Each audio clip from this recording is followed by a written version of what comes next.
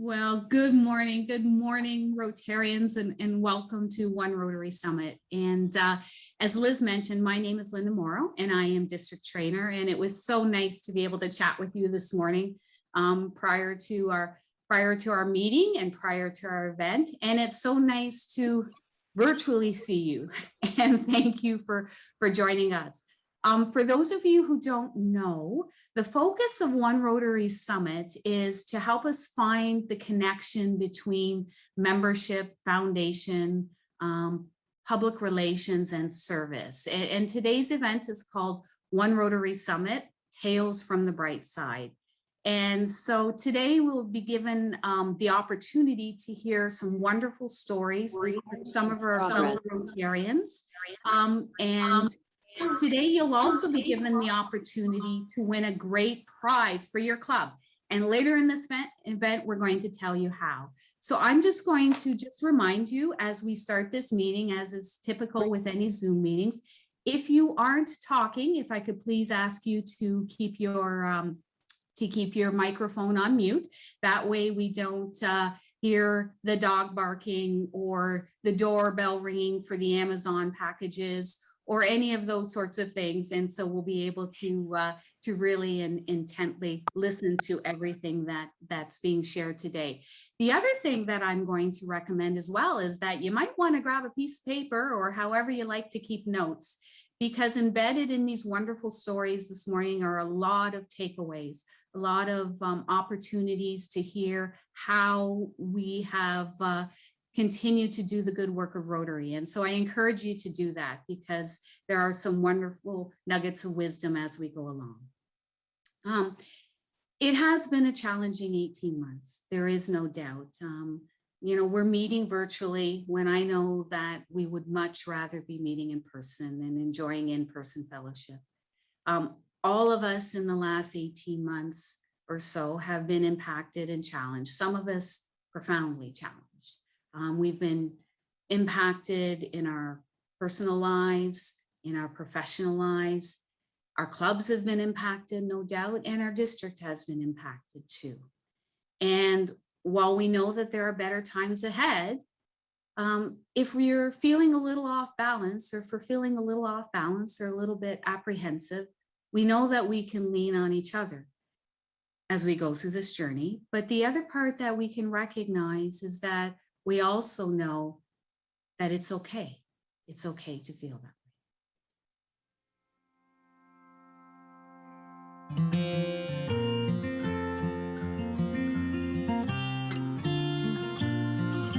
Somewhere there's a rainbow, somewhere there's a hill, somewhere there's a moment we can kill,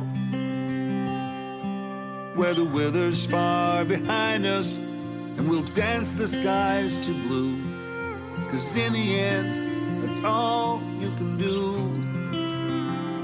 So let the highs and lows roll on the winds that blow, we'll take them as they come. We won't let a day go by, because we're afraid to find a shadow on the sun. So let the highs and lows roll on the winds that blow, we'll take them as they come. We won't let a day go by, because we're afraid to find a shadow on the sun. There's no perfect path of gold, and there's a bump in every road along the way. It's okay.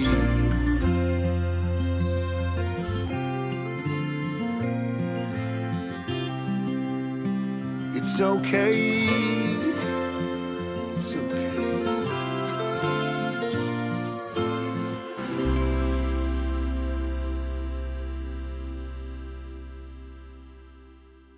So yes, it's okay. But as you can see from the video, there are many, many great things that clubs have been doing throughout the district, despite the challenges. And this morning, as I mentioned, we have some wonderful Rotarians who have graciously offered to share some of their positive news stories. But to start the day off right, or to start the morning off right, of course, is we need to hear from our very own district governor for 2021-2022, Aruna Kushik. Good morning, everyone.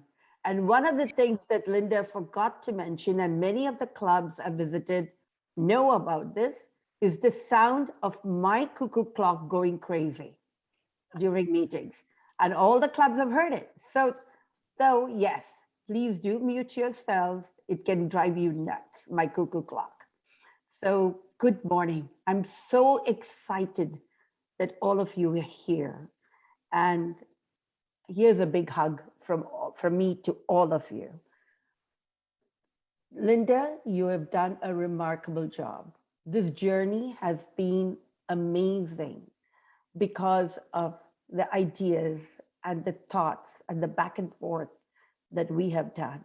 And this Rotary One Summit, I'm so excited, is showcasing the work that District 6400 Rotarians are doing in our own district, in our own communities, in our own backyard. I am indebted to all of you for the amazing work that you do and for the kindness and the generosity in changing lives in your community. Thank you. I hope you have a wonderful session and you enjoy everything that you hear, you see, and yes, you feel with your heart. Enjoy the session. Good morning again. Good morning. Thank you so much. Thank you so much, Aruna, for starting our session off the right way. So we're going to start and we're going to listen for some tales from the bright side. But I just want to share with you that there will be an opportunity. Certainly there's an opportunity to comment and to ask questions. And so probably the best way to ask questions is to raise your hand, and then we'll be able to, either Liz or I will be able to recognize that and be able to see you. Now, I promised Liz, PDG Liz, who's doing an amazing job behind the scenes as well as in front of the scenes today, that we would practice this so that she could make sure that we get it right and that she's able to see it. So for those of you who are not particularly familiar with how to raise your hand, if you just go down to the bottom of, and we'll practice right now, if you can go down to the bottom of your, oh, see, we've got some people doing it already. To the bottom of your screen, you will see across the bar, it says reactions. And when you click on that, it says raise hand. And then you can just raise your hand, just as I've done there.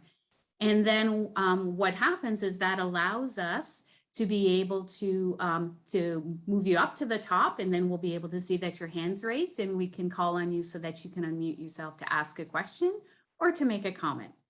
And then all you have to do to lower your hand is go back to the reactions bar and then lower your hand. So everybody can do that now. So wonderful. Thank you very much. Thank you for doing that. Greatly appreciated. You're also welcome to put any comments or questions in chat. We'll be monitoring that as well. And so we would love to hear your ideas, your comments, and your questions from a lot of the Rotarians that are going to share this morning. So thank you. All right, so let's start and we'll listen to Tales from the Bright Side. The first up is I'd like to welcome Steve Alice.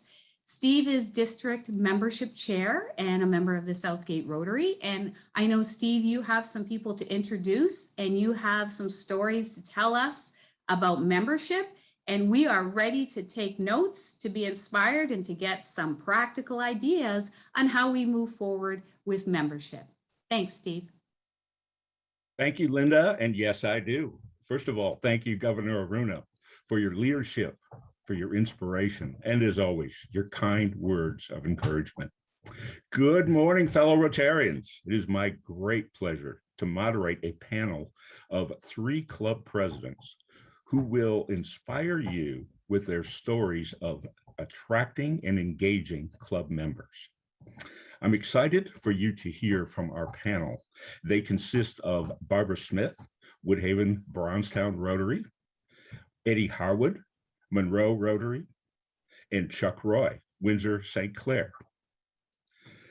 If you have, and I'm going to cover this quickly again, if you do have questions, please chat them in or go through the reaction bar and raise your hand so we don't miss you. If you're just waving your hand, there's a good chance we can miss you, so it may not come up.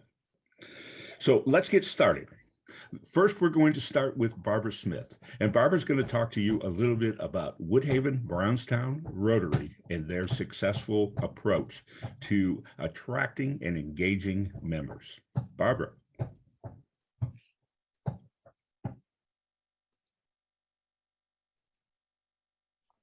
You're on mute, Barbara, by the way. You missed all that.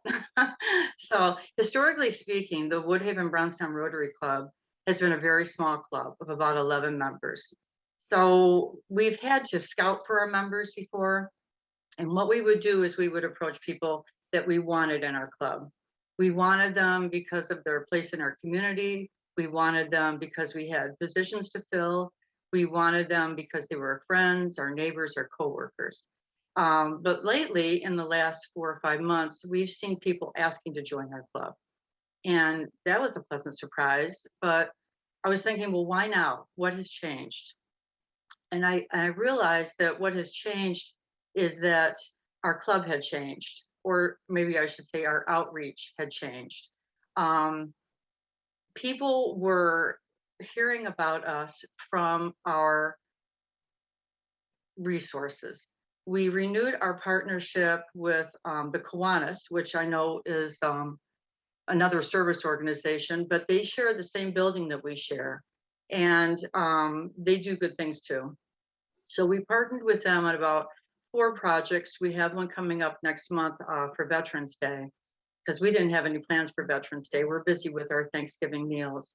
And we also created a stronger alliance with our Brownstown Township Police Department. And it just so happens that one of our newest members is also the author of their social media page. So we have seen members coming in and asking about joining because they see our Rotary events posted on their social media page. We also had a member that came in because she was with the township and she saw the good that we were doing. She's an executive with the Friends of the Detroit River, and she is our newest member. We just picked up 2 members, so now we have a total of 5 members since July 1st that we brought in. We also, the chamber has been helpful. So I guess I could say that networking really helps. You already are doing good things in your community, and we're proud of our club. So why not brag about it? So what we've been doing is when I find someone who's interested in joining the club, we have a video that was put together for my installation dinner, and we sent it to them. And what it does is it showcases our past events. And there's something in there for everybody. We cover a lot of good causes, a lot of good charities. Why not share that with people? And then they say, you know what, I like what you guys are doing, and I would like to join. So once people are interested, we try to take them to a breakfast, a lunch, maybe just out for coffee, and find out what makes them tick. What are they interested in instead of what we want from them? Of course, we want people that'll show up. We want people that'll help. We want people that'll sell tickets to a fundraiser, something like that. But what do they want out of Rotary? And I have found that if you find out what people want, then you can find a place for them. And then they'll be enthusiastic. Now you're not prodding them to help. So that has helped. I'm trying to think of something else that we do. We show them the video, we take them to lunch, and we partner with our resources. And I think the best thing that I can say to do is to reach out to your community, your fire, your city hall, community center, and tell them, or better yet, involve them in what you do. Because you're already doing it, you're just letting people know. Also, partner with other Rotary clubs. And when I say partner with them, I mean send them your agendas, send them your schedules, your calendars, and support them.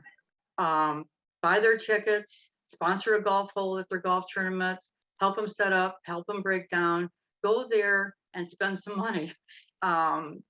Support them in every way that you can, And I've been to many meetings, and that's how we have also gone hybrid this year because of the local Rotary. So I say reach out to your community. There's nothing to lose there, and you'll be surprised. If you don't ask, you'll never know, and you might get a lot back. So that's what we're doing. Thank you, Barbara. Appreciate that. Again, just to reiterate, partnership and reaching out and talking to individual members, what great concepts and ideas. They work very well. And you lead me right into my next panel member, Eddie Harwood. Eddie is the president of Monroe Rotary Club, and Eddie is going to speak to us again about his form and his club's form of partnership. Thanks, Eddie. Thanks, Steve. Thanks, Barbara. Good morning, everybody. I have to apologize if, like Aruna, I don't have a cuckoo clock, but I have cuckoo kids.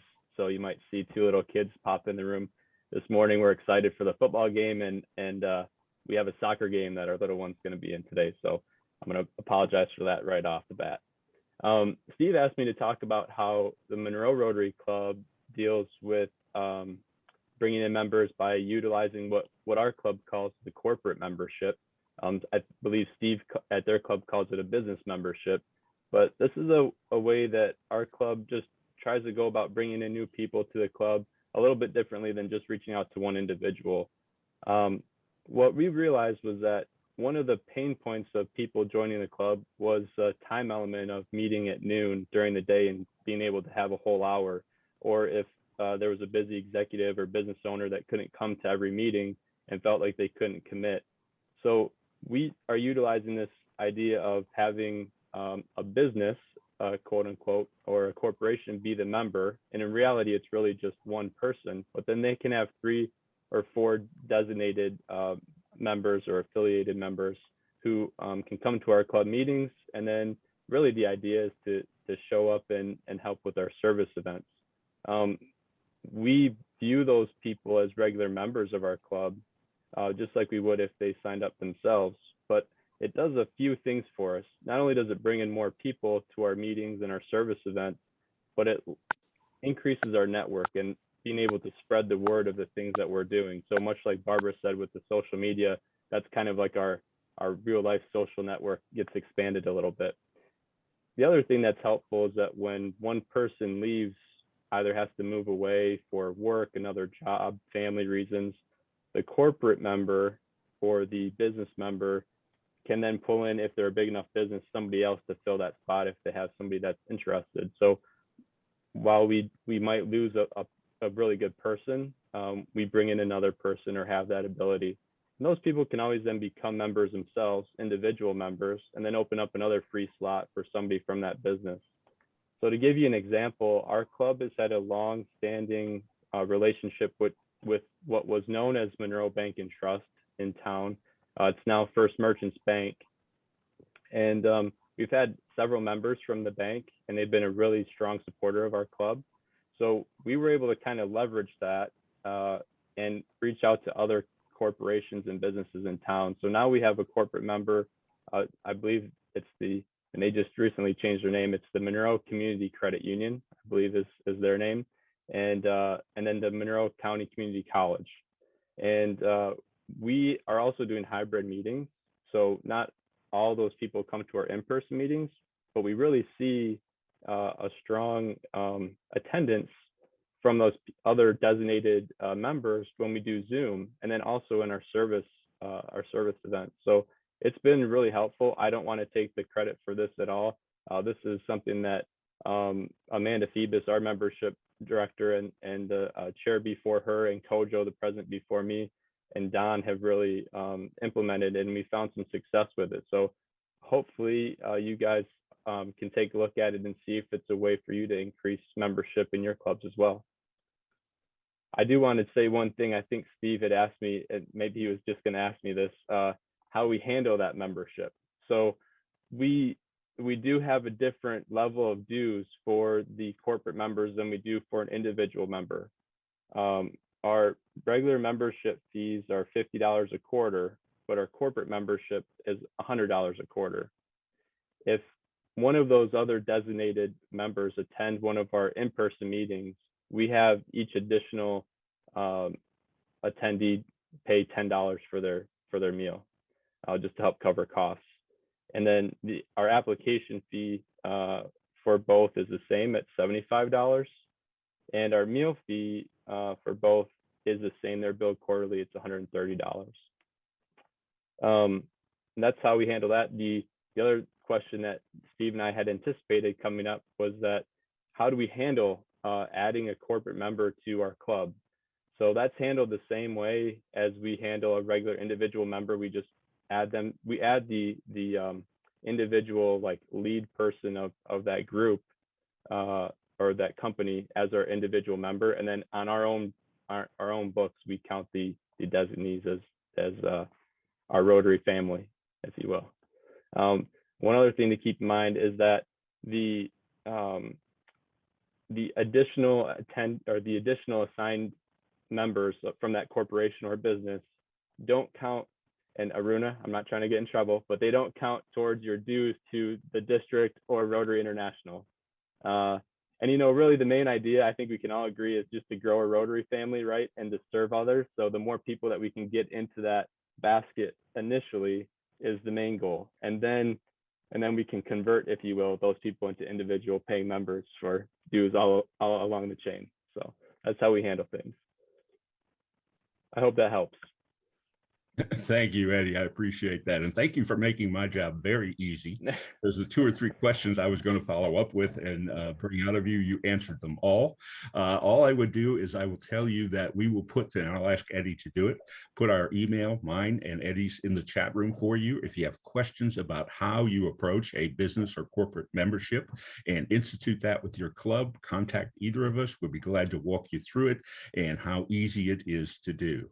With that, I'd like to move into our third and final panelist, Chuck Roy. Chuck is with Windsor St. Clair Rotary Club. And in order to lead into this talk, I will tell you, Chuck and I didn't know each other very well before this. In fact, we hardly knew each other at all, but we've had a chance to chat and talk.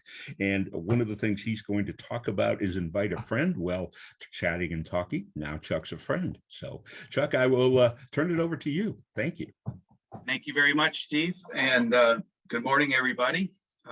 As Steve said, I'm from Windsor St. Clair on the Canadian side, and just want to talk about what we've done in the past and what we want to do in the near future. So in the past, we've had invite a friend. We are a breakfast club, so it is a challenge sometimes to get people to come out at 6:45, 7 in the morning. But it has worked, and we always we want to make sure we have a great speaker to get the attention of the potential member, and also try and wrap it around an event that's going to happen in the near future. So whether it's tree planting, a couple of weeks ago, the Gleaners, anything like that would be a great time to invite potential members. But what the vision is and what we want to do in the very near future, and John Weiss from our club has started some organization on this, is to do a Zoom, invite a friend, but to do it for about an hour. And you start off, you do a lot of promotion on social media to get people to come, and you start with the top line with RI, show that layer, discuss that layer, go down to the district level, and then really concentrate on your club level. And the big thing here, I think, is to bring your committee chairs into the meeting and give them 5-7 minutes to discuss what they're either working on, what they're going to be working on, what they've done in the past, something to get the attention of the potential member, and you just might get that hook and get them interested.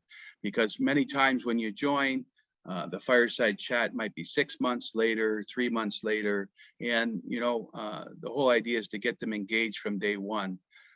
So we think in the very, to do this, it would work very well, and they would have a good understanding of what Rotary is all about, why it's the best service organization in the world, and what the club does on a local, international level. So whether it's environmental committee,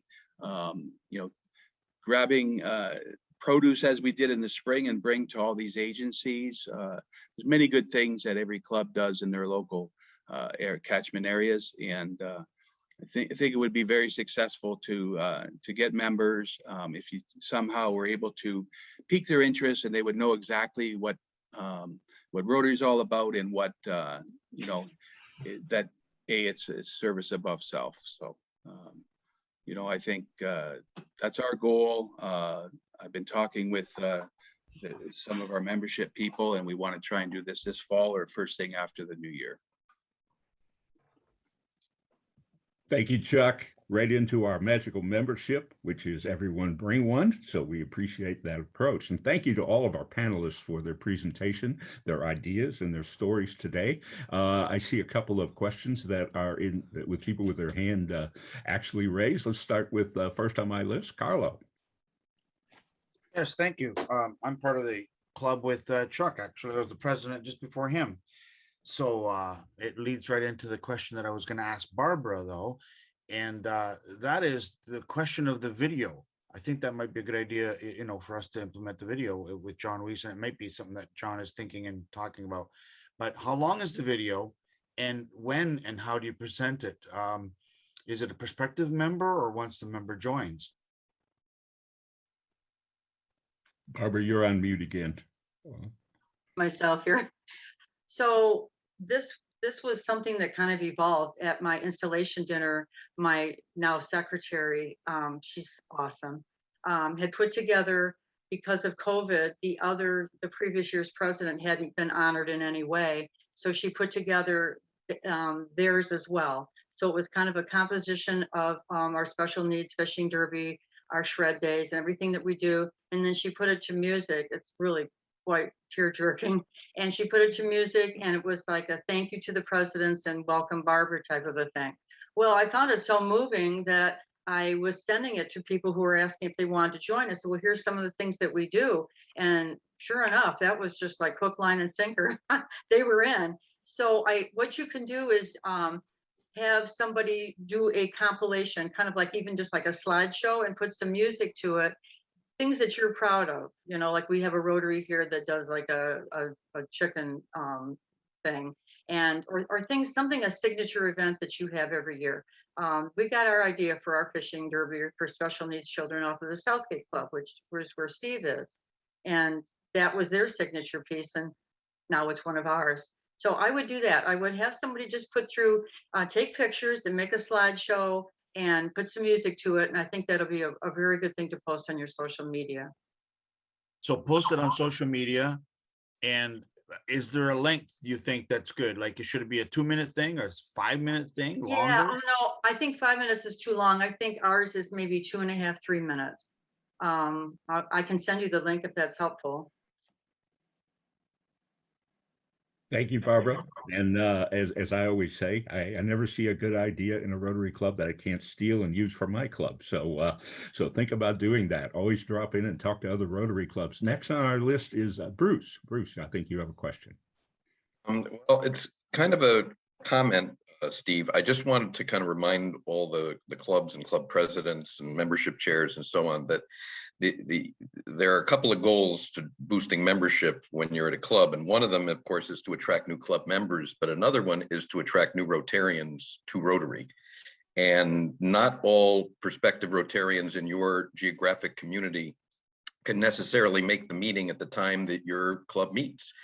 And so we encourage clubs to also look for innovative ways to start new clubs in their communities. And those clubs might not be always just the same as what you're doing in terms of traditions and in terms of how you meet and so on, but it might be cause-based clubs in your community. If you've got a lot of people interested in the environment and working, if that's exclusively what they want to work on, then consider starting a club in your community that is designed to just work on environmental issues. Yeah, I hope they went all the way through the I hope I made it.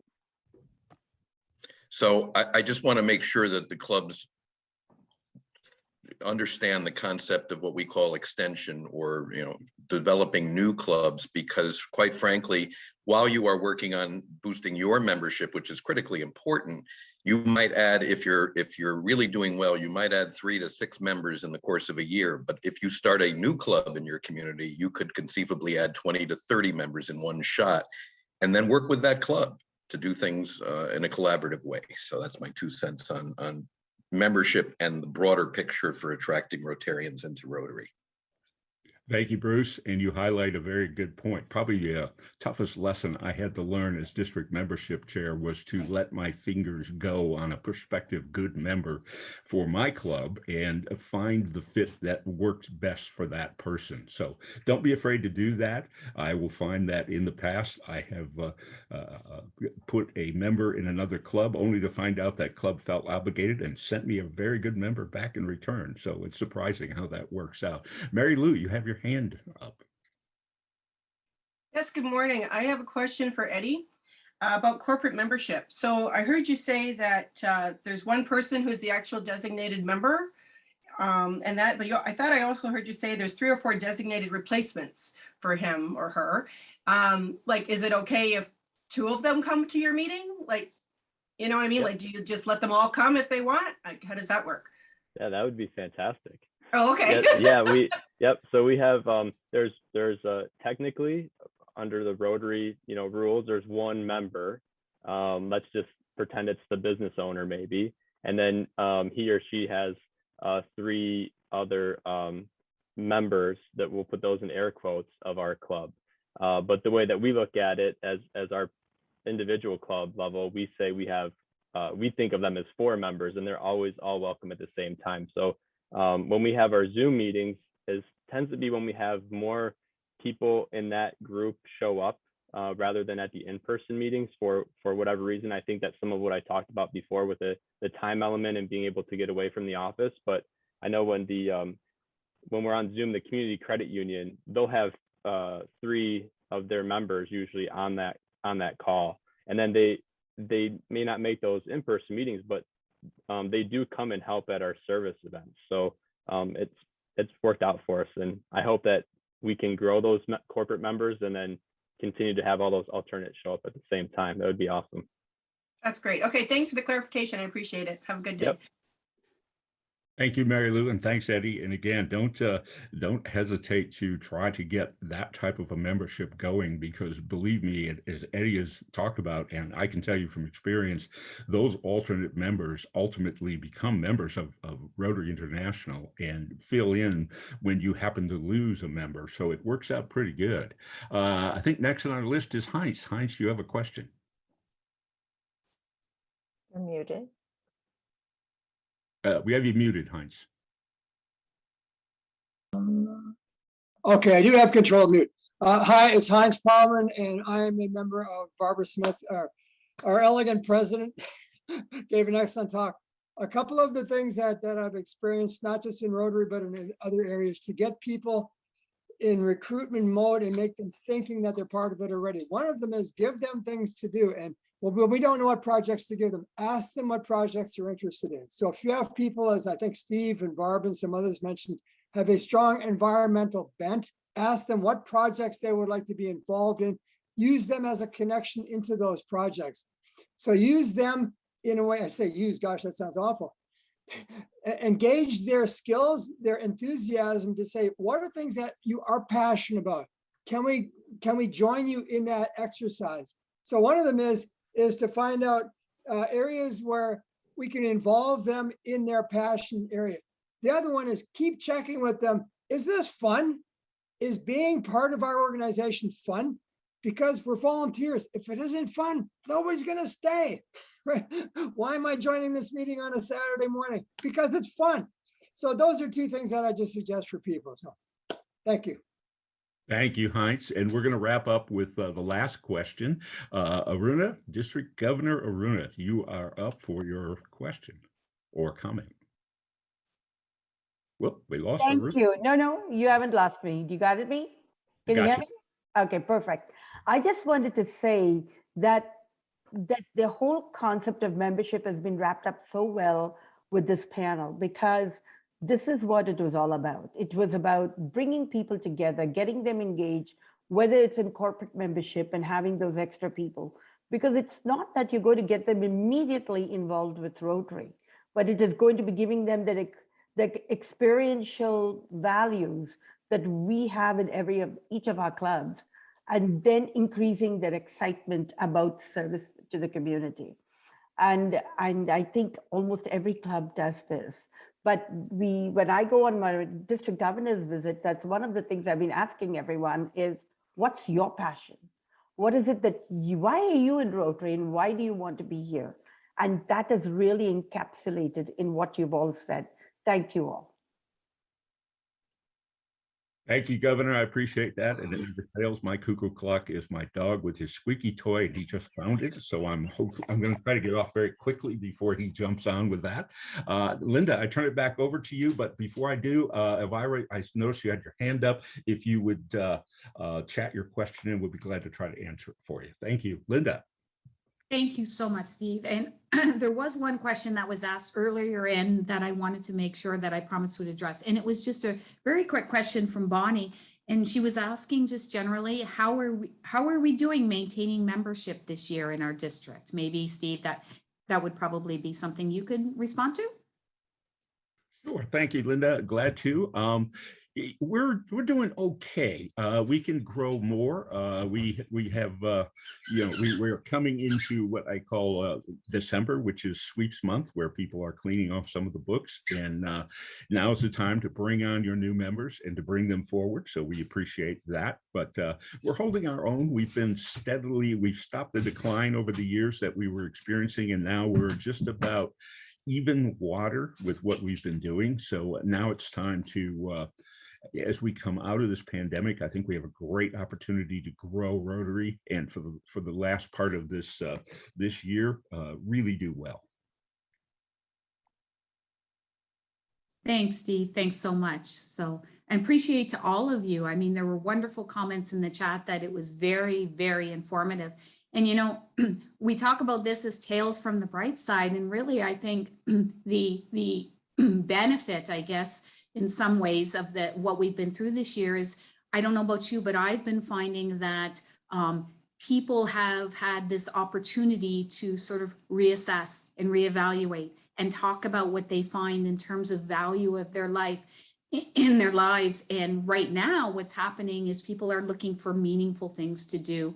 If for some reason they didn't have that before, they were just looking for more to do. And we are so prepared as an organization, as you said, with respect to providing service, is that we're there to provide them with that opportunity. So very good. And thanks again. And once again, we'll continue on, and there's lots of opportunity in the future to connect with these folks. And thanks for volunteering your time.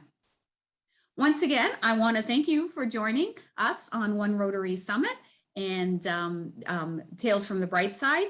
As I mentioned at the beginning, today you do have an opportunity to win a wonderful prize for your club.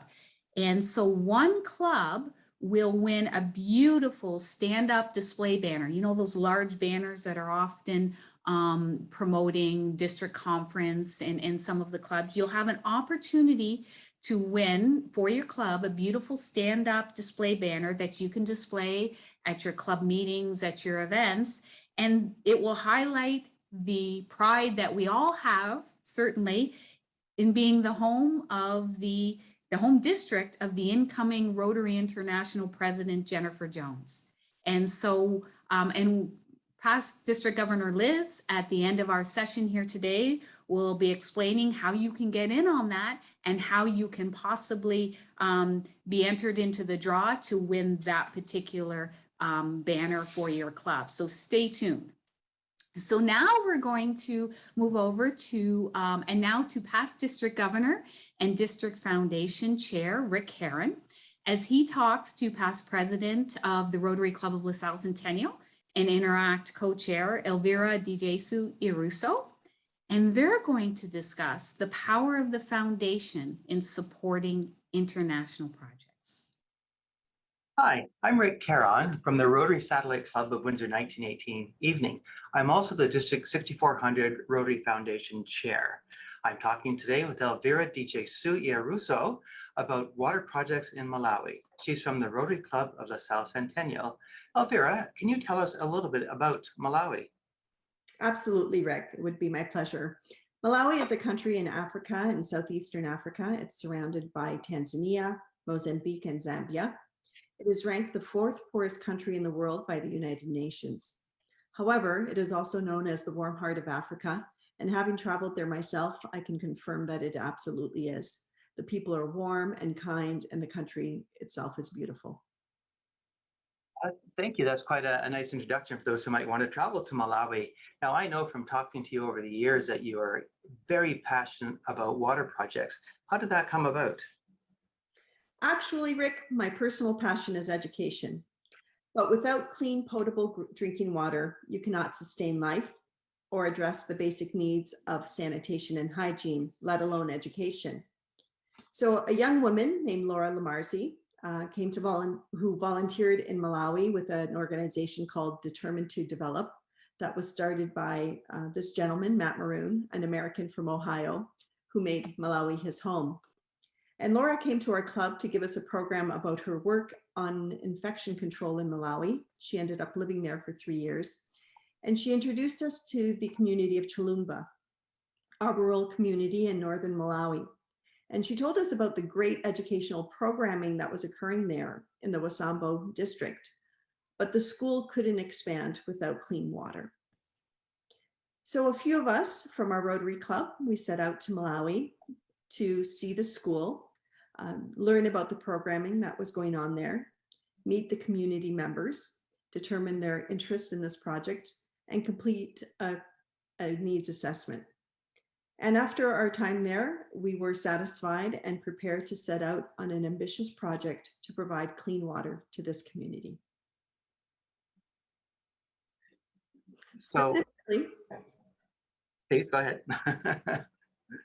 Specifically, we needed to build 3 water pumping stations, complete with a power station and a 250,000 liter water tank to store water during the dry season.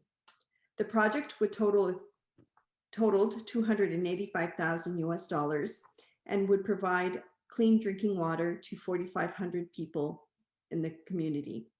With the water in place, the Wasambo School could expand its campus. These really are stretch goals. Power station, 250,000 liter water storage tank, benefit to 4,500 people, and the expansion of the school for a total of $285,000. Have you involved the Rotary Foundation? Absolutely. Without Foundation Global grants, these projects would not have been possible. We have 1 grant approved and another one in process. If you don't mind, I'd like to spend some time going through the grant funding example. So district designated funds from 6,400, you got 12,500. And then you went to other districts, 4 other districts, and you got $32,500 from them in their DDF. Now DDF, these district designated funds, are so important because they are matched by the Rotary Foundation. And that brought in another $36,000, but you didn't stop there. Your club gave $13,247 towards the project. You went to other clubs, 11 other clubs, and raised $12,000. Then you applied for our special District 6400 Water Fund, founded by Jennifer Jones and Nick Krasic, and got $15,000 for that. WashRag gave you $8,000. The Howie Foundation, another $40,000. And you also got Interact Clubs involved. The Lee Interact Club, $552. That's really wonderful to involve our younger Rotarians in these kinds of projects. And this brought the total to $169,799. I can't stress enough the importance of involving the foundation and of networking with other Rotary clubs. It is the power of networking that Rotary brings to its members. And by reaching out and being ambitious, you took the $13,000 from the South Centennial and turned that into a $169,799 project. Now, Elvira, here is the $64,000 question. How have you involved the other clubs? How did you do it? Well, Rick, while it seems like a daunting project, we really pared it down to $64. If you take the total cost of the project, $285,000, and divide it by the number of people who would benefit, in this case, 4,500, you get approximately $64. And our question to everyone was this: if you knew you could change the life of one individual forever by providing them with clean water to drink, to stay healthy, and to be able to go to school and potentially change the trajectory of their life, would you give $64? And everyone we asked said yes. No one refused us. Oh, that's fantastic. And I think all of the clubs and people that participated in both these global grants should be recognized.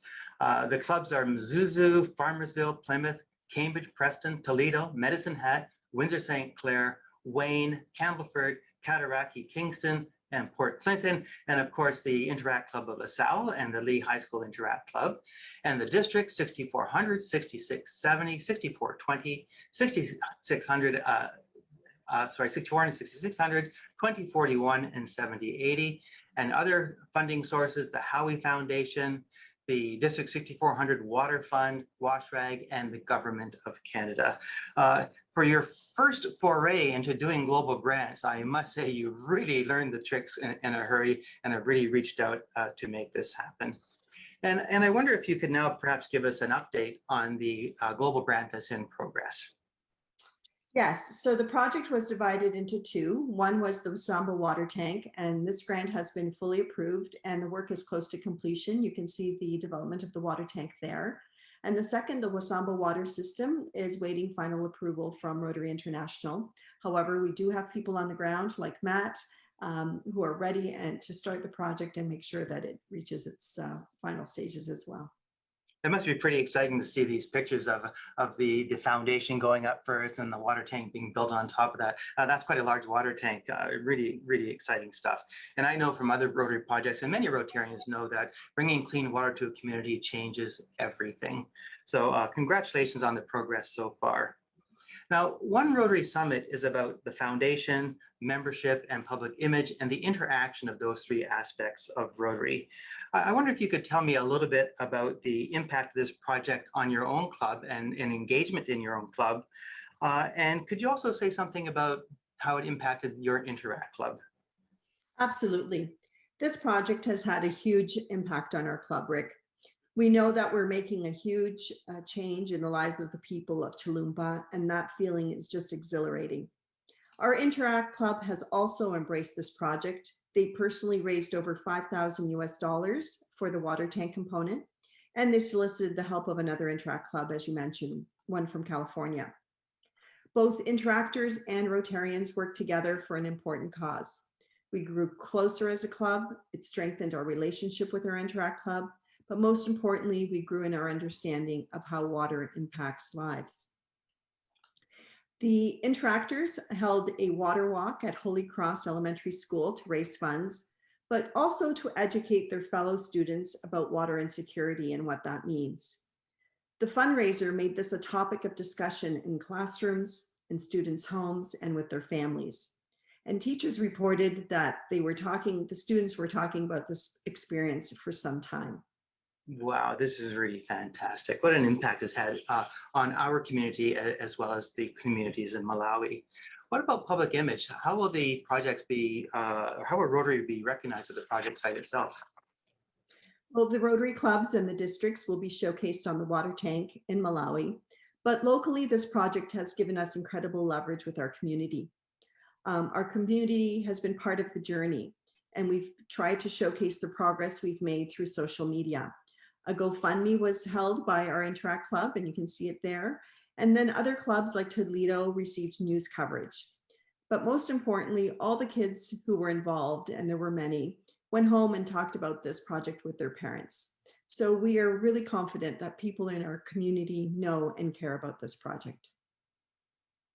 Elvira, I want to thank you very much for sharing with all of us your passion for Rotary projects, your passion for Malawi, for education, for water projects, and your complete understanding that the success of the Rotary Foundation is the foundation of Rotary success. Thank you again very much. Thank you, Rick. Well done, and thanks to both of you. And I think we have obviously both Rick and Elvira here to answer some questions. If there are questions that you have that you'd like to either raise your hand or put in the chat.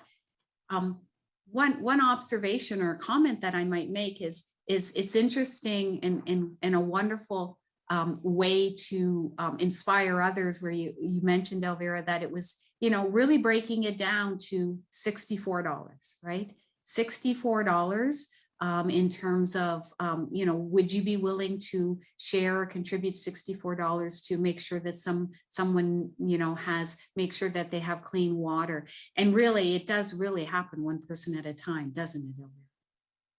Yes. Hi, Linda. Thank you. Yes, Hi. it does. And, when you have such a big number, it is overwhelming. It's overwhelming for the people who are taking on the project. It's overwhelming for people who are hearing about the project. But when you pare it down to something, very manageable, it becomes very real. Like a small contribution that I could make as an individual can really change someone's life. So it worked out really well. And people did connect with that concept. That's wonderful. And the other thing that I noticed too was when we were talking about public image and the fact that you shared it so much on social media and the like. And I recall back to even the conversation, and Barb, you had mentioned with respect to membership, how much you used social media and to promote your projects and the like. And I guess that there's an incredible link, obviously, between public image and being able to share our message with respect to not only doing these projects, but being able to expand our membership. And so either Rick or Elvira, do you find that that's a key to being able to make sure that we're able to do the good work of Rotary? Maybe I'll jump in. Yeah. So One Rotary Summit really is about the interaction between the three pillars of Rotary: foundation, public image, and membership. And this project really shows how these things can work together. When you have an ambition for a large project, and I really admire people like Elvira that have these very large visions, that something they want to tackle, and that is really a good thing to have first. You have the vision of what needs to be done, not to be daunted by the size of it, but then to start going around, well, how can I make this happen? And what are the resources? And Elvira, as I said, first time global grant turned into 2 global grants. One foundation I didn't mention, I don't remember mentioning, was the Government of Canada. There was a special program where the Government of Canada had funds to match Rotary Foundation grants. And that's why it was split into 2, because the Government of Canada would fund one part, not the other. So she got a lot of money from the Government of Canada, many other foundations, but more importantly, she involved the community. And when you get others inspired to do good, then they start thinking about Rotary as a place for their activities, for their philanthropy, for their community service. And that's key. And you don't know when these members are going to arise. They may be in Interact and Rotaract, and they may move directly to Rotary, or they may not. They may pursue their education, their family lives, and other things that are important to them. But at some time in the future, when they're sitting back and thinking, now I have time to give back to my community, they're going to think of Rotary first because of that passion for those projects, because of that involvement, because of that touch on something that makes an important difference in the world. And I'm always inspired. People talk about a spirit, and I like to talk about the spirit of humanity. What moves us in one country to care and have concern for people in another country, people on the other side of the world, people we don't know? And it's that common compassion for humanity that drives us. And when you give people this opportunity to see how others live and to understand that they can make an impact by small actions from larger actions, but they can be involved. And even if the involvement is only educating themselves about the plight of others in different cultures, it is so important for the future of the world and for the future of Rotary. And it can help but bring in new members. And we're seeing it in clubs where we're getting people who are asking to join Rotary, and we find out that they were Rotaractors or Interactors or global scholars sometime in the past. And they got to that point in their lives where they're ready to give resources and time back to the community. And they look to Rotary because of projects like this. So they're fundamentally important to the growth and health of our organization. May I add something, Linda? Absolutely. Your question was about social media, and one of the things that, as the district co-chair for Interact, I always try and put in a plug. do not discount the partnerships with young people. They may seem young, they're only 12, 14, 15, but they understand social media much better than I will ever understand social media. They have networks, they have lots of connections. So by involving, different partnerships, we've been talking about partnerships and membership, your Interact Club, 2 Interact clubs got involved in this project and they raised over $5,500 US. So they used social media in a very wonderful way. And the other thing that sometimes we don't, behind those students are parents, our families, our aunts, uncles, and so on and so forth. And so the word can get out very quickly just by that network, let alone people who just hear about the project in your community, just that internal network of family associated with young people. So get young people involved in your projects, find a role for them, make it their passion. This had a spin-off with our Interact Club for other projects that they're doing in Malawi. They helped to build a chicken coop so girls could go to school.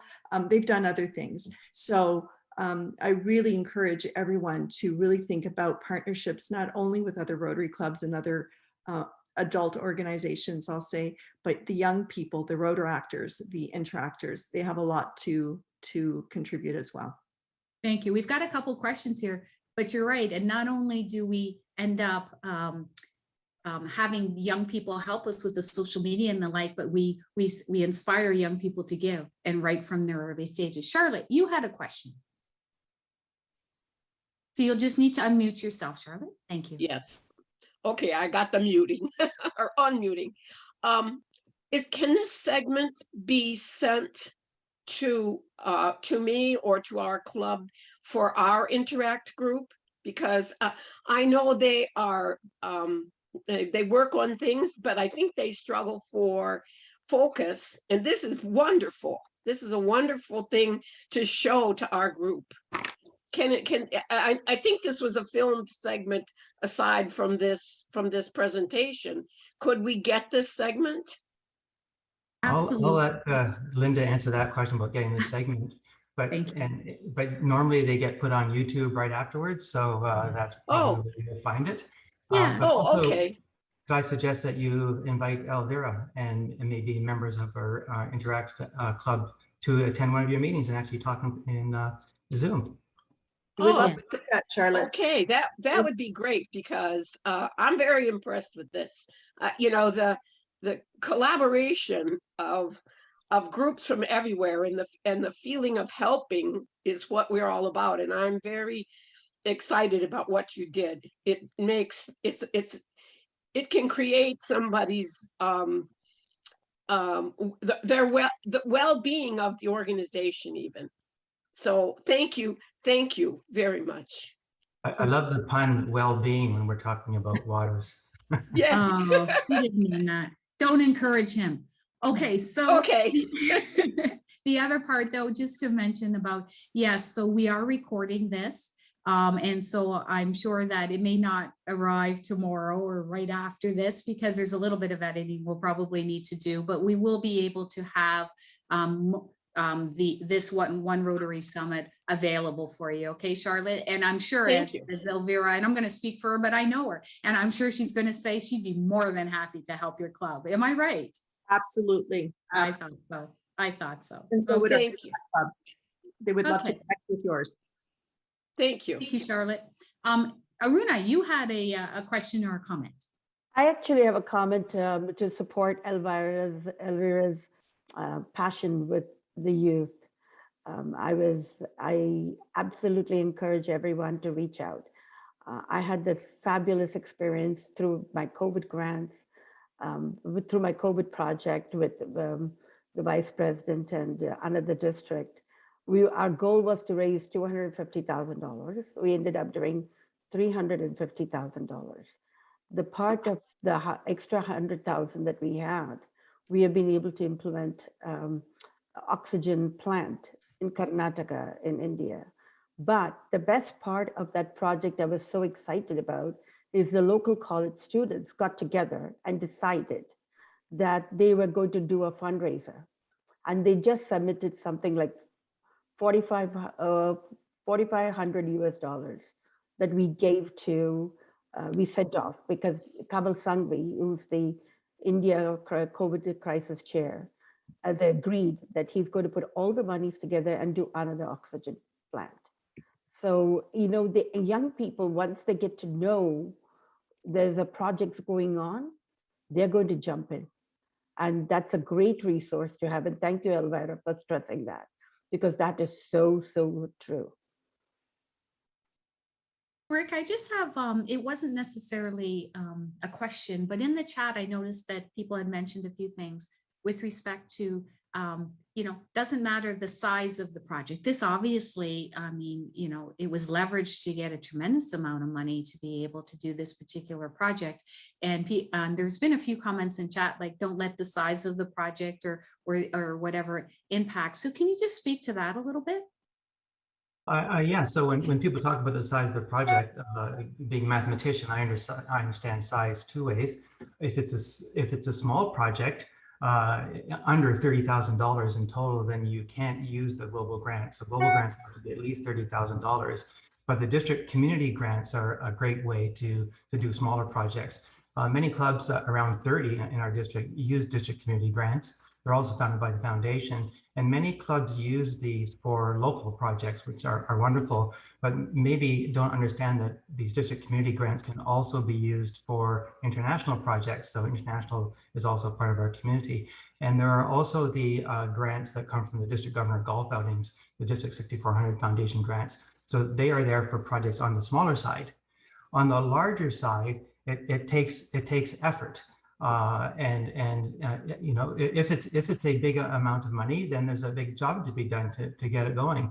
And Elvira did this, but you know, she didn't do this by spending one evening and sending out a couple of emails. She talked to a lot of people. She had to interact with a lot of people. She had to learn about Government of Canada grants. She had to become known and to become trusted by groups like the Howie Foundation. She had to reach out to other districts, use all of her networks and the networks of her friends, and thereby building her own networks. She had to understand about the water fountain grant. And for that water grant, she had to get a collaboration from Windsor Roseland, because half of that $15,000 was allocated to that club. So they had to buy into the project. So it does take effort. Big things aren't free. But I think the important message is, if you have the passion and a willingness to put in the time, it's amazing what can be done. And in Rotary, we often talk about the power of one.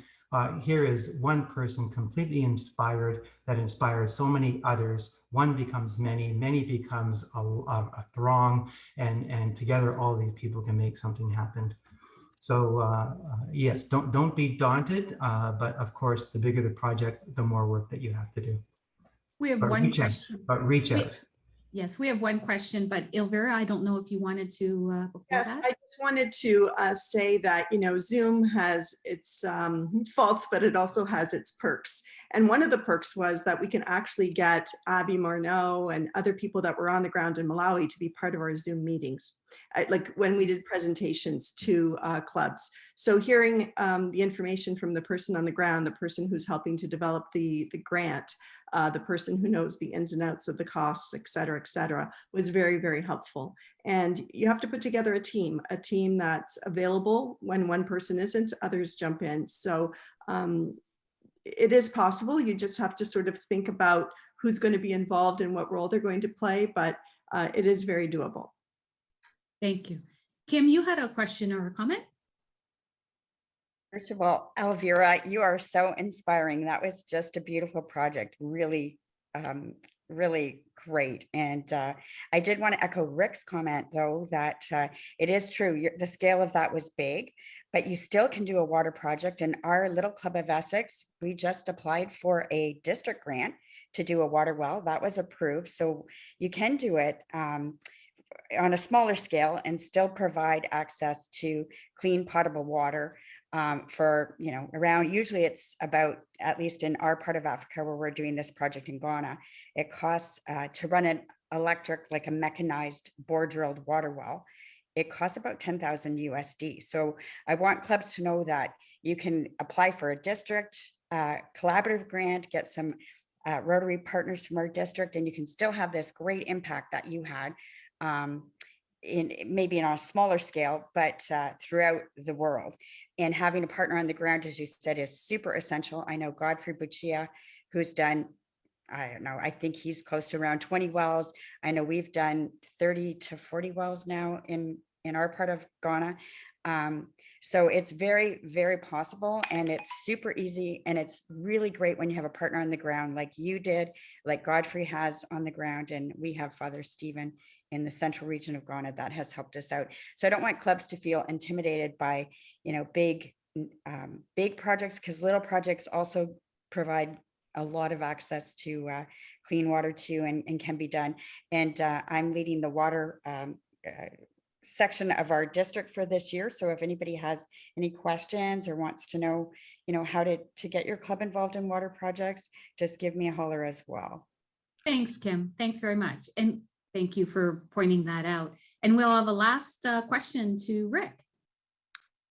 Yeah, so my question is not really a question. I'm not going to ask myself anything.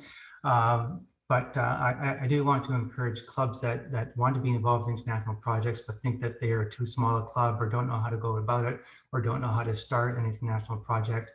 Reach out to Russ Jones. He's the District Grants Overview Chair, or myself as DRFC, that's District Rotary Foundation Chair. And we can connect you with projects, and so that you can participate in a smaller way. And through that, you can learn about how these things are done. You can help the club who's running the project and help you develop networks and links. And ultimately, you can either stay as a small partner on lots of global grants to do your project that way, or maybe get excited and enthusiastic and start to develop your own larger projects. But you can learn by participating with other global grant projects. And almost every global grant involves some kind of visit to the host country or the place where the project's being done. And they almost always welcome other people to join them in that trip. And so you can actually participate on the ground as well. So don't be afraid to reach out, ask for help if you have any kind of interest in being involved in an international project. But with that, thank you very much. And again, Elvira, congratulations to Sal Centennial and to you for this amazing 2 global grant projects, but 1 large water project. And amazingly, started because of your passion for education. So that's probably going to be step 2.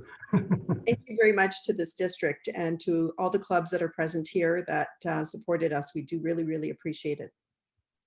Thank you. Thanks to both of you. And it's amazing how our vocation, education or whatever it might be, tends to blend in with our passion, right? All the time.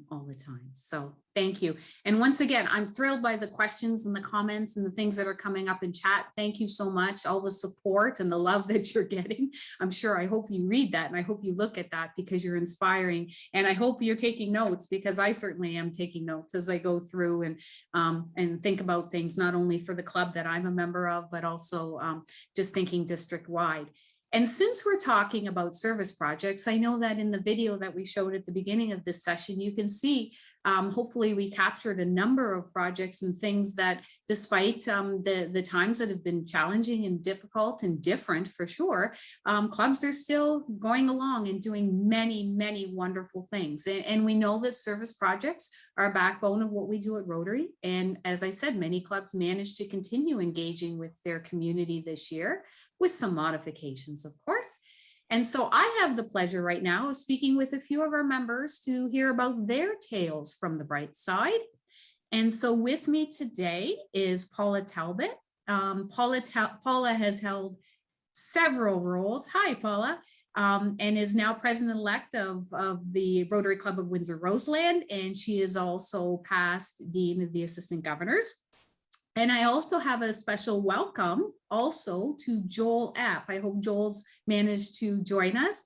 He is the manager of the Southwestern Ontario Gleaners Association. So Joel isn't a Rotarian, but he probably should be, and we'll get him one day. So, you know, I'm sure. And so, he partnered with our Rotary clubs for a fantastic project. Thank you, Joel, for taking time out, because I know that you're probably at the Gleaners right now, probably managing a bunch of volunteers and trying to balance this as well. So thank you for joining us. Thank you. Thanks for having me. I wish I could say that I'm actually at home having a day off. So yeah. Oh, perfect. But it's Then all we're good. keeping No, you. Okay. It's perfect. No, love to be here. Yeah. Okay. And also joining us on the panel, but we'll introduce him a little bit later and spend some time with him, is Rotarian Bob Karras from Livonia, and he'll be talking about a very innovative project as well. But I wanted to start with the Gleaners project. So Paula, could you tell us a little bit about this project and how it came to be and what clubs have been involved? We're showing a few pictures here too. Yes, that's great. Thank you very much, Linda. So grateful to be here and talk about this wonderful, wonderful program. It came to be about 3 years ago. 2019 was our first one. And before I go any further, I have to give a big shout out to Rotarian from St. Clair, Bob Morand, who started this all, and then some others, you know, jumped on board and to help organize it. But this was a brainchild of Bob Moran. So big, huge shout out to him. Myself and Stephanie Winger, Chuck and Wendy Parsons, we have all worked with Bob to put it together. The best part of this is the camaraderie and the fact that all 11 Canadian clubs came together to do 24 hours straight of service and to help people to eat. Nobody should ever go hungry. And if we can help people, then that's what we have to do. And it just came about a bunch of Rotarians together out one night talking about it, and came this idea of doing it for 24 hours. So that's how it came to be. We've all been working at the Gleaners for years before this, Joel. I think about 3, 4 years. Different clubs have been going out on their own. But in 2019, the summer of 2019 was the first time that all 11 Canadian clubs from areas 9 and 10 got together. They each took a 2-hour shift to create the 24 hours from 4 p.m. on a Friday to 4 p.m. on a Saturday. So it was wonderful and great fun. Thank you. So maybe, Joel, if I could just ask you, before we actually ask you about your partnership with Rotary, maybe if you could just give us a little bit of background about Southwestern Gleaners. And I just want to mention, I have to declare, because I have gone to Gleaners, I don't think I've eaten a carrot since. Like, I don't think, I just don't think I can even stare at a carrot, because anyway, but go ahead, Joel, and tell us a little bit about your organization. Thank you. Yeah, no, thanks for having me again. And yeah, our organization, can you hear me okay, I think, I hope? Perfect. Yeah, our organization simply is to feed as many people as we can with produce from our local area that would normally go to waste. So we're taking the number 2 carrots, number 2 potatoes that would either just get tilled back into the ground or thrown into the garbage system. We take that food, and instead of waste, we use it to feed people. So 95% of our produce is donated. So we get hundreds of thousands of pounds of carrots and potatoes and peppers and onions and tomatoes and all kinds of different produce from local farmers and food processors. And so we take that and dehydrate it. The key for us is that we dehydrate the product. So it's dried, it sets itself up. We make a soup mix in the end.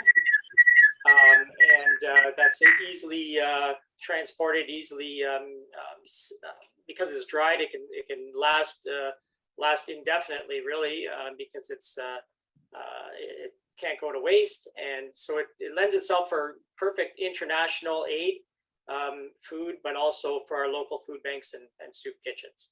So Where if, have you, if that where have helps. you sent, sorry, where have you sent? Can you just to some of the Yeah, for sure. So most of our product goes either to countries in Africa or countries in Central America, and it's all sent and distributed.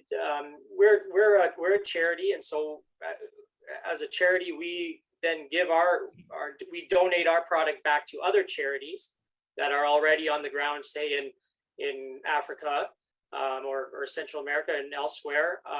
There's good charities doing good work on the ground, and so we simply donate our food that we processed to them, and they're usually glad to have it. And we build relationships with these other organizations, and it works really well. So we do kind of what we do, and we know there's great organizations doing great things, and so it's all about partnerships. Can you tell us about the role that Rotary plays in helping your organization? For sure. So Rotary is a good example of how locally in our community that we can have, good partnerships with other groups and communities. Overall, we are just a community-based organization. And so we do get church groups, we get school groups, we get community groups like the Rotary. But our Rotary has become probably our biggest partnership in terms of another organization, where whether it's just individual groups coming out, individual people coming out, or this 24-hour clean-a-thon that we've been able to do the last 3 years. These partnerships, the importance of them is, well, we first we build relationships over time, right? So like someone like Paula, we get to know, and Bob Moran, who's done so much. We get to know these people, and we build on these programs a bit. And for us, the benefits for us is that not only like for this 24-hour clean-a-thon in particular, we had over 175 different people come through our building to help out in that 24-hour period. And so that gives us good exposure. It builds, we have opportunity to get to know more people. These people may become donors, they may become regular volunteers, but at very least they're telling others about us a little bit, right? And so as a small charity, I guess we don't want to spend a lot of money advertising ourselves. We depend on word of mouth, and so to get 175 people in a day is big for us to be able to do that. And then obviously the production that they do in 24 hours is quite amazing. I think total this year was about 260,000 servings of food was either processed or packaged. And so yeah, we want to do as much as we can as an organization, and it's these kind of programs that help us do that for sure. Thanks, Joel. That's incredible. And we're so happy to be able to join you with that. So Paula, I'm just wondering, in the past year and some of the things we've been talking about is being able to do projects even during, different times, obviously. So can you describe maybe, how we were able to, or how you were able to make the project continue even during this particular time? And even I'll piggyback on that, and even maybe some potential impacts on membership. Yes, awesome. It's like past District Governor Rick said, it's the spirit within us. It's the spirit to help other people. And what I like about this project, Joel has talked about the other countries that it helps, but it also helps right here in our backyard too. This food will go to our local food banks as well. So it's such a great feeling to know that you're going and helping so many people. I mean, like Joel said, almost 300,000 servings of food in 24 hours. I mean, that's amazing. So like we said, we've done it for 3 years. Our first year, 2019, which was pre-COVID, and it was an amazing year. A group of us stayed for the whole 24 hours and made it a lot of fun. And we did a lot of other fundraising as well. And we asked clubs to give. And I believe that first year we were able to over $5,000, I believe, Joel, cash we gave the gleaners to be able to purchase the other products that need to go into the soup mix. Actually, it was about 13,000 overall with 13,000 individual donors and clubs donating. Yes, it was quite successful for sure. Yeah. That's even better. I know myself, I did because I did the 24 hours, I actually asked people to sponsor me. I want to give a shout out to my club for being so generous, but so that's what we did to bring in some extra funds. But then along came the other C word, COVID, and yeah, things had to change, but we didn't drop anything. We didn't drop a carrot. We didn't drop a potato. We kept the hot potato going, and we just made changes because we knew it was so needed.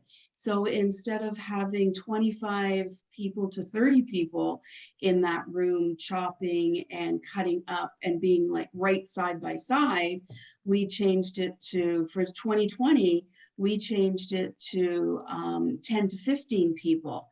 And they were sitting 6 feet apart at the conveyor belt. We always wore masks, or we always wore hair nets, but now we had masks on and face shields. And the group that would have stayed 24 hours did not stay because that would have just put too many people in the building. So we wanted those people to be able to be there to actually be doing the chopping and the good work. So, and some people had hesitancy of going, which was quite understandable because it was so new last August. It had only been a few months. So, but people came out. We still did. I believe we did 20 hours. I think we had a 4-hour layover in the middle of the night that we couldn't cover, but still we had thousands and thousands of servings and lots of people came out. This year we were able to add a few more people. And it was great. All 11 clubs again with masks, with face shields, with gloves, all the precautions were taken. And of course, this year everybody had to be double vaccinated. So we never let that stop us. We let our spirit guide us, and we continued doing the good work of Rotary with all of the precautions. As far as piggybacking on membership, it was a great membership recruitment. You got to invite, it wasn't just for Rotarians, it was for Rotarians, friends and families and coworkers and whoever could come out. And we had lots of different people come out that weren't Rotarians and got to see what Rotary does and got to see what Gleaners do. And so it was a great recruitment tool. It was a great recognition tool. And I'm sure that all of the clubs that came out had a great time. It was also a fellowship. Here you were, maybe at 2 o'clock in the morning with other Rotarians that you don't normally see, and having a great time. And other clubs would help other clubs. If, somebody from the club couldn't go during their club shift, they went with another club on their shift. So the camaraderie and the working together was just amazing. And I would like to say that the PR was outstanding. Here you had people posting on social media for 24 hours where they were, always tagging the Gleaners, always tagging Rotary, putting it on the district, putting it on their clubs. So the social media about this was amazing. So it really brought a light to not only what Rotarians do, but what Southwestern Gleaners does. And so it was just an amazing, amazing project. Thanks. You're absolutely right. And I know because you've been talking to me, you can't see some of the comments in the chat, but some of the comments are even, I know of one prospective member that came to a Gleanathon as his first Rotary event, and after that became a Rotarian. So that's a total win-win. And service projects, foundation projects are how we attract new members and we engage existing members. And Elvira mentioned about the Interact Club participating in a Gleanathon. And I know in the past, I've even invited staff from my organization as sort of kind of a team building thing, but just an opportunity to get to know each other outside of work and to be able to do that. So I want to introduce Bob Karras now, but I want you to hang on the line here. I guess it's not the line. Hang in here. And I want to be able to wrap this up with talking to all of you about this. But Bob, welcome. And thank you for joining us. And you have a very interesting project from Livonia. But before we actually talk about your project, maybe I could ask Liz to just show us just a brief introduction about your project. Thank you.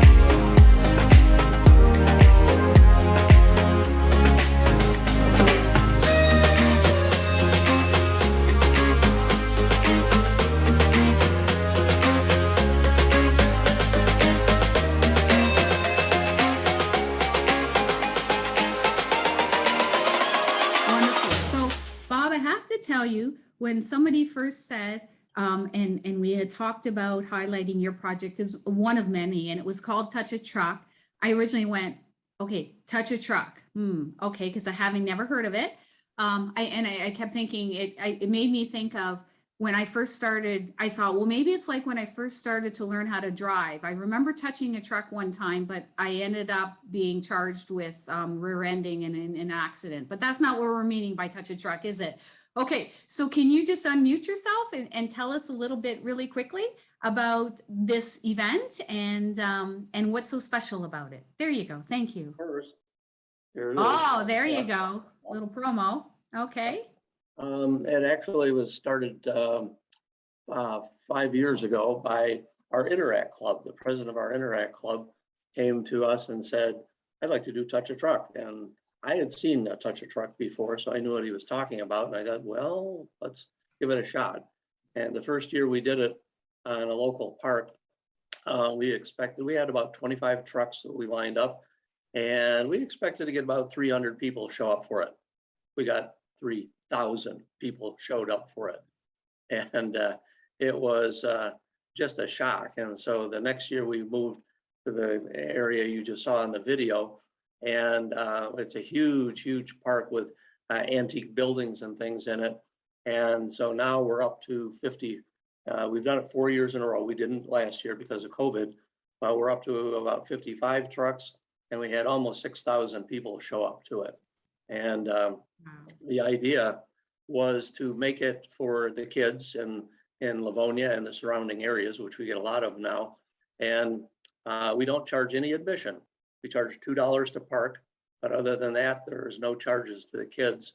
And we actually got a local business owner donated about 1,500 of those little mini cars that you can get at Target and places, and gave them away to the kids. Every kid that came in got one of those little Matchbox toys. So it's grown and it's gotten huge. And there was actually about 5 or 6 truck owners who called me and said they wanted to come, but they were short of people, as many businesses are, and they just didn't have a person to bring their particular truck. So next year, if things get better, which I think they will, they'll probably be closer to the 60 trucks. So that's how it got started, and we have gotten volunteers. And by the way, we're Livonia AM. There's a Livonia Club who did help out. They provided some volunteers, but it's an started as an Interact project. And this year was our best year. The people in Livonia were so ready to do something because their kids had had nothing to do all year because of COVID. And so we got, as I say, close to 6,000 people. And we had this year, as we did last year, we had a helicopter from the Yankee Air Museum, a Huey helicopter from Vietnam War. And we got the local mounted police in Wayne County to bring a horse. So we had Touch a Horse and Touch a Helicopter too. So that's basically how it started. That's incredible.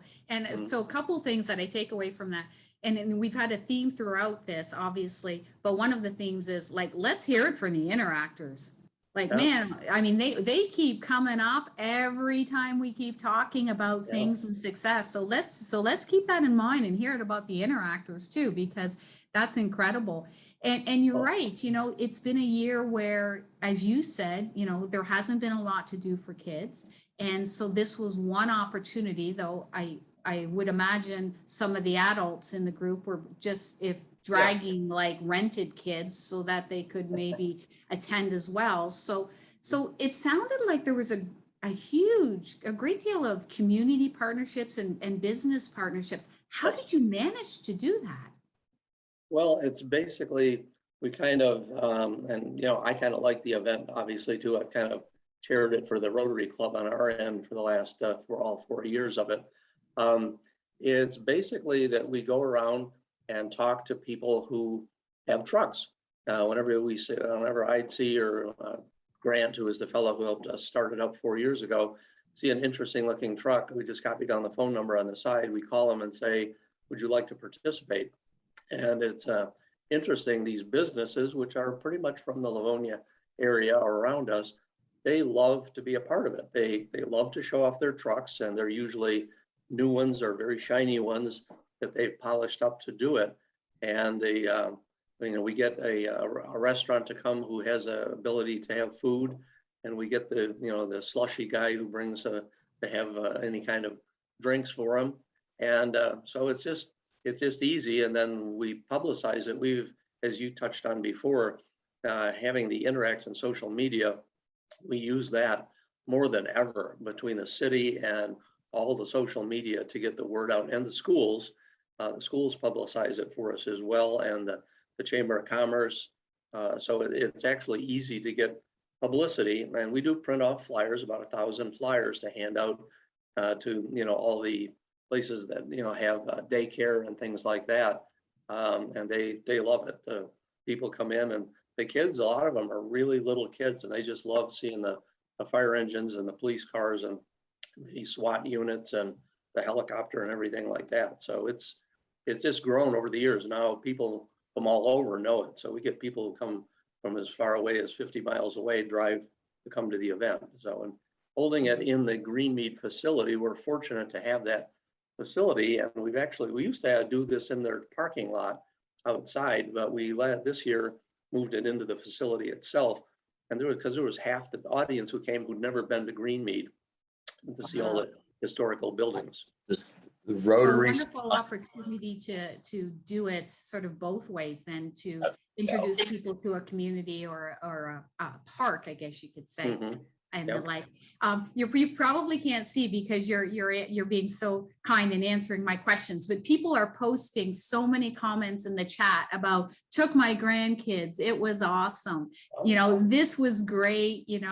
Somebody said they needed to, Russ said he needed to wear, the adults needed earplugs for the police and the fire sirens because the kids kept trying to run them as well. And somebody else made a good point too. And sorry, I think is that it gives kids the opportunity to meet people and see professions that they may not otherwise be able to explore, right? And so it gives an opportunity associated with that. I am convinced that kids who see firemen, policemen, we had Army vehicles there, that is an impression that stays with them for a long time and may influence what they decide to do when they grow up.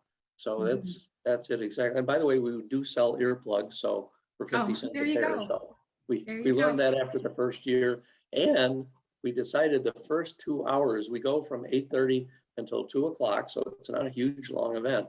The first 2 hours, we tell the truck drivers not to let the kids honk horns and blow sirens because the little kids, that freaks them out. So the first 2 hours are quiet hour, if there is such a thing. So there is such a thing. So was this primarily, was it a fundraiser or more of raising the profile of Rotary in a community event? What would you say? Well, it's a fundraiser for the Interact. The proceeds go to Interact after we pay the expenses. And they made this year about $5,500 after the expenses were paid. And that's gone up every year. And so we're, it's a fundraiser for them, but it's a community event. I mean, we get more publicity, as you've said from the comments, more publicity from this event than probably anything else we do, except we do a carnival, which just happened at the end of August as well. And this year we were forced to move, which we liked. We used to do this in July, the end of July, and we moved it to the end of August because of all the COVID restrictions, which, thank the Lord, the COVID restrictions disappeared about a month before the event. So originally we were going to have to pre-register everybody, and it was going to be kind of a mini nightmare, and those all went away. So it was basically a normal touch a truck. There is such a thing. Thank you. Thank you. I know that Aruna has a question, but perhaps just as Aruna is asking her question, Liz, I'd like to bring back Paula and Joel if I could, because I'd like to sort of get their perspective. Thank you, Bob, for sharing, or at least Paula. And so Aruna, you had a question if you'd like to take yourself. It's okay. I just had a question. I just had a comment that both the programs with Paula and Joel and Bob, all these programs are so amazing in terms of getting more publicity about Rotary, what Rotary actually does. It's hands-on, it's there, and you're part of that community. And and it's a great lead-in into union membership. So great job, both of you. I mean, I just love it. We have picked up Well, this last year, we picked up a member as a result of it. He just joined a couple of weeks ago, and we got one a couple of years ago as well, too. So it's not a huge member driver, but I think the fact that we purposely do not charge admission. We want to make this free, so nobody can say I can't come because it costs too much. And we were amazed at the number of people who came up and said, gave us a $5 or a $10 bill for the $2 parking and said, keep the change. So it was, we weren't expecting that. And it happened more this year than it ever has happened. And people came up and say, here's $10, pay for the 4 people behind me as well for their parking. It's like, whoa, that's pay it forward. Right. So Elvira, you had a question, and then we'll It's more of a comment. Sometimes we don't know the trickle effect of being involved in these projects. I was recently part of the 24-hour Gleanathon. I asked Joel for a few samples, which he kindly gave me because I know someone who is a lawyer who works in none of it. And we'd like to be able to, I know that there's food insecurity up there. We want to be able to help that community. So to send us samples just to see if they are interested, and we can begin to explore that. But from that, we have now the lawyer who's involved who said, oh, tell me more about Rotary. Sounds like you guys do some really cool things. And then the gentleman who is the contractor who works in none of it, who brought the samples, said, wow, we really need to explore maybe some partnerships with Rotary. So all of that, like the project hasn't even happened. Of getting the soup mixes there, but already there's been so sometimes getting involved in these projects with respect to membership, we don't know how far the reach or the ripple effect is. Right. The other Absolutely. thing you touched on before is the kids in Interact.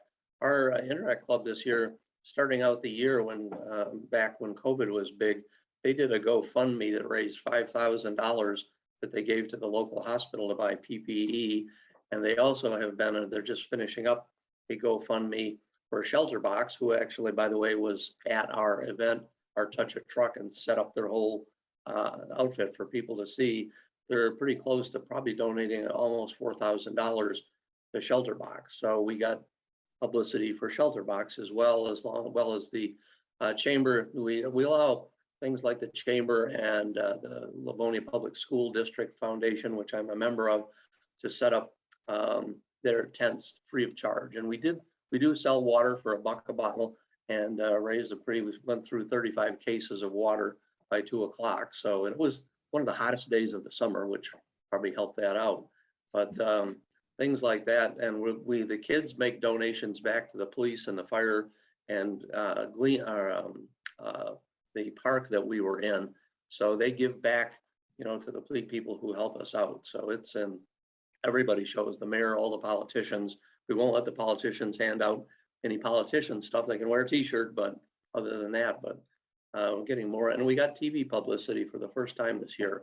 We found somebody who knew somebody on Channel 2, and we got publicity on the Friday and the Saturday about 4 different times, which So helps. Bob, I just want to mention as well, and I know Paula wants to comment. So we have probably about 2 minutes or so left, but I just want to mention to the folks that for this segment, we'll post, that was the introduction of the video for Touch a Truck. So we'll make sure that we put it on the district website if any of you want to sort of watch the entire video, because it's very interesting. And there was certainly a rivalry going on between a friendly rivalry going on between the police and the fire department in there. Yeah. But I do have one final question, if I could, if both of you could sort of just summarize. I know Joel needed to leave, but and we're grateful he came on. If you could just really quickly summarize for us, maybe the top 2 or 3 things. What advice would you give to clubs to help them move forward with service? What were sort of just, in a couple words, the key elements? Paula, how about I start with you? Think outside the box. Don't do what we've always done. Just think of something different. Just because it's worked for so many years doesn't mean that you shouldn't try something different. And don't be afraid. Don't let anything paralyze you, especially right now. There are people out there that need us. So just keep going and believe in yourself and in your club. Thank you, Paula. So well put. Bob? Couple I would words? say the same thing. when you think of COVID and all the bad things that have happened relative to that, with our Touch a Truck and our carnival, we made more money than we ever had and had more people show up than ever. And the worst, what you would think would be the worst possible year. So totally agree with Paula, is think outside the box, have sessions where people just think of weird ideas, and you'd be surprised all of a sudden it'll grow into a big thing. And our idea from the Interact 5 years ago has now turned into this ongoing event, which people love. No complaints, not one complaint during the whole thing. Beautiful. Clearly two tales from the bright side. Clearly a couple very positive tales from the bright side. Thank you, both of you, so much. Paula, did you have something that I can see you? I know you're on a time, but I just have to say the other bonus part about this is listening to everybody else and what they're doing. And I also want to say that as far as the Gleaners is concerned, I work at an aviation museum at our local airport. And we had some pilots going up to a indigenous area up north, or Northern Ontario, Kingfisher. And when I found out they were going, I got them in touch with Joel. Joel gave them cases of the soup mix to bring up there. So it was like through the Canadian Aviation Museum, through Rotary. I mean, it works. But thinking about your Touch a Truck, because I work at the airport, I'm thinking, can we peer at a plane? You can get Instead of planes touching, we've got, so it's the juices that get going during something like this. Okay, so my work here is done. I've connected. Your work is done. Thank you. My work here is done. I've connected the two of you. You can talk about the plane, and that's what we'll probably see next year. A wonderful idea, Paula. Wonderful idea. So thanks for having us. Oh, thank you so much, and thank you, Bob. So I want to be respectful of time, and I'm hoping that we touched on many things today, membership, obviously, and we touched on foundation and service project and public image, certainly, and also the service project. So I'm hoping that from today's One Rotary Summit, you see, obviously, the integration of all those things, and thank you, once again to all of those who participated. There are tales from the bright side. And so now the key is for us to go back and to share that energy and to share those notes and to share some of the things that you've learned today, because there were some very practical things in there about social media and Interact and partnerships, etc. And before I thank everyone and I ask Aruna to make a few comments, right now, you probably might be thinking, Self, she promised that she would talk about how we might win that banner. So maybe she should actually talk about how we might win that banner. And so here's how you can win a banner. The tall banner recognizing our Rotary International President elect Jennifer Jones. What I want you to do is take a recent picture of your club or members of your club enjoying fellowship, or in person or online, or working on a project or an activity, and send it to us for a chance to win. Each club will be able to submit at least 2 entries, okay? Please put your name on the submission and label the file as your club name. For example, Southgate 1 and Southgate 2. And what we will do is we will post the winning picture, and we'll also post all the other bright side pictures, I have to say, on the district website. But I'm going to let PDG Liz talk really quickly about how to exactly do that. Excellent. Thank you, Linda. So I've pasted into the chat a Dropbox link, and it's super, super easy. If you hit that link, it'll take you to a place where you put in your name and you attach your photo and send it. And please, please use that as your one and only method for submitting the pictures. If they get emailed to us, then they're in lots of different places, but this little link makes sure that the photos all end up in one place. And we will repeat this link on the Facebook group as well as on the district website. You have 1 week, and then we will choose the winning entry. And and Linda mentioned the banner. I will tell you that the banner will not happen until February or March because we have to wait until Jennifer announces her theme at the International Assembly, because we want to include that, and we won't have that artwork until she does that. So it'll be a little longer term return on your effort and investment, but we hope you'll have fun with it. So pick up that link. I'm going to paste it one more time just to bring it back to your attention. And we will also have it available on the district Facebook group and on the website. Linda. Thank you so much. So once again, we're going to say the deadline, because we know we need to have deadlines, is midnight, Saturday, November 7th.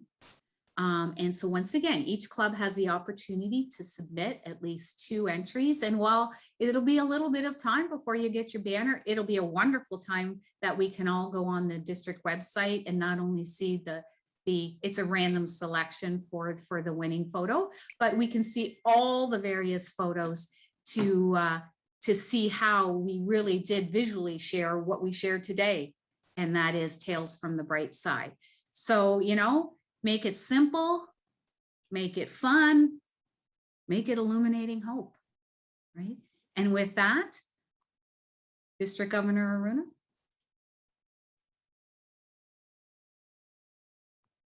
Wow. This is exactly what I was hoping for. First, a huge thank you to Liz Smith for being the wonderful technology person that she has been this year for me and being there every step of the way. Thank you, Liz. And to Linda Morrow, an incredible district trainer, kind, generous, prepared to listen very carefully and to share her knowledge. And to all of the participants and all of you for sharing your passion for Rotary, your amazing time, effort, and giving to our clubs. Thank you for that this morning. This is exactly what I was hoping to showcase, because I am so humbled by the work that each and every one of you do every day, day in and day out in our district.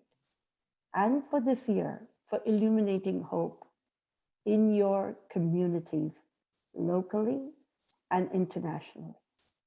Thank you. And I look forward to seeing more projects, more service, and to join you all at the district conference. Of course, I'm going to put in a plug for my district conference at Mackinac Island. And I'm hoping that all of you will be there. And more importantly, share your experience at this summit with other Rotarians who were unable to attend for various reasons. Share your experience of how you felt in the summit. Have a wonderful weekend. Thank you. Thank you so much, Aruna. And so we will have segments of this. And I also want to give a shout out as well to PDG, Sue and Bruce too for registration, because it was incredible for them to be able to continue to provide that registration as well. So thank you so much. So once again, take all this energy, take this information. I'm sure that I speak for all the presenters. Thank you so much. You're welcome to contact them. I know that they're always willing to not only share here, but to share individually. And I know a few people asked a few questions as well in the chat about some events for veterans and the like. So hopefully people will respond to that. And if there's nothing else, if there's nothing to continue on, then we're going to raise a toast to the greatest service organization in the world, to Rotary.